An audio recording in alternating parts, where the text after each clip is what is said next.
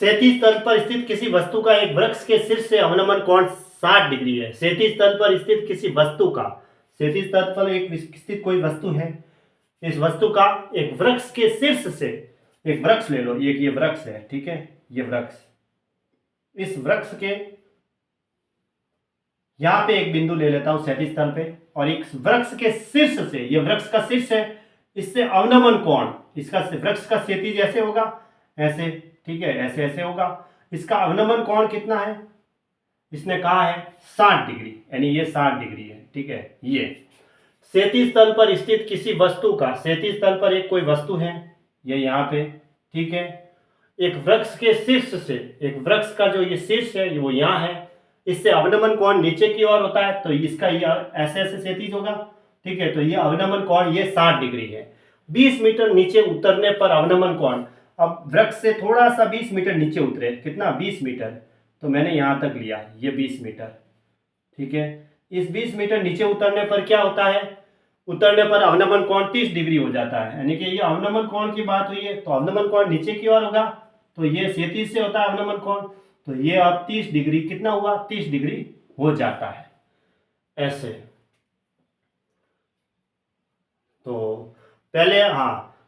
30 degree हो जाता है। तो वृक्ष के पाद से वस्तु की दूरी, वृक्ष का जो ये पाद है ये, और ये वस्तु यहाँ थी, यहाँ पे हमारी वस्तु है, ठीक है, और ये वृक्ष का पाद है, तो इससे ये दूरी और वृक्ष की ऊंचाई निकालें, और वृक्ष की ऊंचाई भी निकालनी है, ये पूरी वाली, ये ऊंचाई h ले लो, ठीक है। ये है हमारे पास, देखो अगर ये वाला जो एंगल है 60 डिग्री है, तो ये एक जेड की आकृति बनी, तो एकांतर कोण बराबर होते हैं, मतलब दो समांतर रेखाएं, दो समांतर रेखाएं होती है ना, ऐसे, ये ऐसे, ठीक है, तो इसके बीच में ये कोण और ये कोण आपस में बराबर होते हैं, ठीक है, ये कोण और ये कोण, जेड की आकृति में जो बने कोण एकांतर कोण बराबर होते हैं, तो ये वाला कोण जो है ऐसे ऐसे ऐसे बन रहा है जेड की आकृति, अगर ये 60 है तो ये पूरा हमारा कितना होगा, 60 डिग्री होगा, है ना, ये पूरा 60 डिग्री होगा, मैं यहाँ लिख देता हूँ,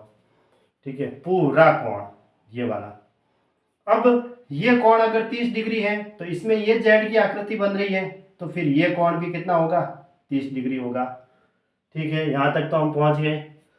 अब चलो ये छोड़ो, ठीक है, अब ये 60 है, तो ये पूरा कोण कितने का होता है, ये 90 डिग्री का होता है, तो ये अगर पूरा 90 डिग्री का है, तो ये 60 है, तो ये कितने का हुआ, ये 30 डिग्री का, और अगर ये 30 है तो ये फिर कितने का हुआ, ये 60 डिग्री का हुआ,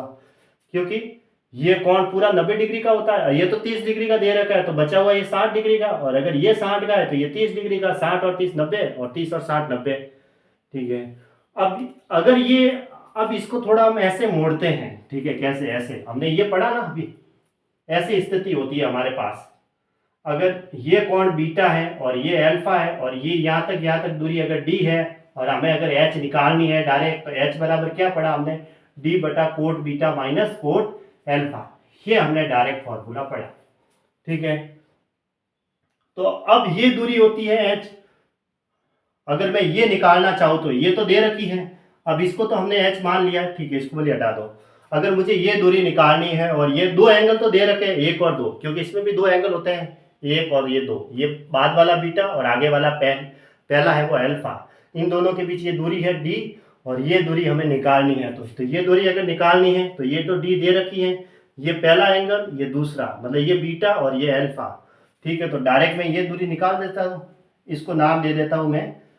इसको नाम क्या दे दूँ, x दे दूँ, x दे दूँ, तो x बराबर क्या होगा, d यानी कि 20 बटा कोट बीटा की जगह कोट 30 है,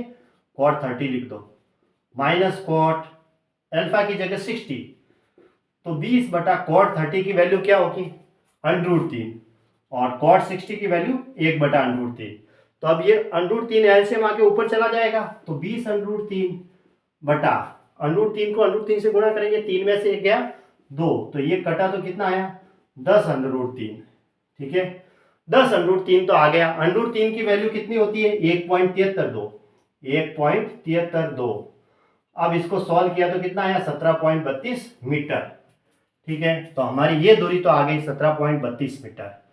जो क्या थी, वृक्ष के पाद से वस्तु की दूरी, ये वस्तु थी और ये वृक्ष का पाद है, जो कि x बराबर कितना आया, 17.32 मीटर, जो कि ऑप्शन ए में ही दे रखा है, ठीक है। और अगर वृक्ष की ऊंचाई निकालनी है तो ये हमारे पास कितनी आई है, 17.32 आई जो कि 10√3 थी, ये लो 10√3। और अब हम ये निकाल सकते हैं ये वाले एंगल में,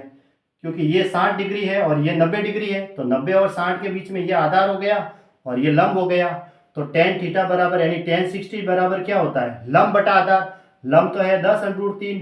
बटा आधार हमें निकालना है। tan 60 की वैल्यू कितनी होती है,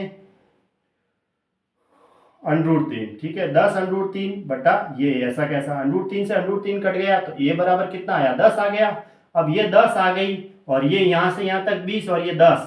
तो ये जो इसकी वृक्ष की जो ऊंचाई है वो कितनी हो गई, वृक्ष की ऊंचाई वो h बराबर मैंने वृक्ष की ऊंचाई h बराबर 30 मीटर, ये लो ये भी आ गई, ठीक है। तो 17.32 मीटर और ये वाली 30 मीटर दोनों आ गई यहाँ। अब इसको मैंने 10√3 इसलिए लिया क्योंकि √3 की वैल्यू रखी थी 1.73, तो तब ये पूरी आई थी 17.32 मीटर। अब मुझे ये निकालनी थी, इसलिए फिर इसको √3 की वैल्यू पॉइंट में इसलिए 10√3 ही लिया, ताकि tan 60 की वैल्यू √3 होती है तो √3 से √3 तो कट जाएगा और आधार आ जाएगा। अब ये 10 आ गई, ये 20 थी, 20 और 10 कितनी हो गई, 30 हो गई। तो ये ऑप्शन ए इसका राइट आंसर है।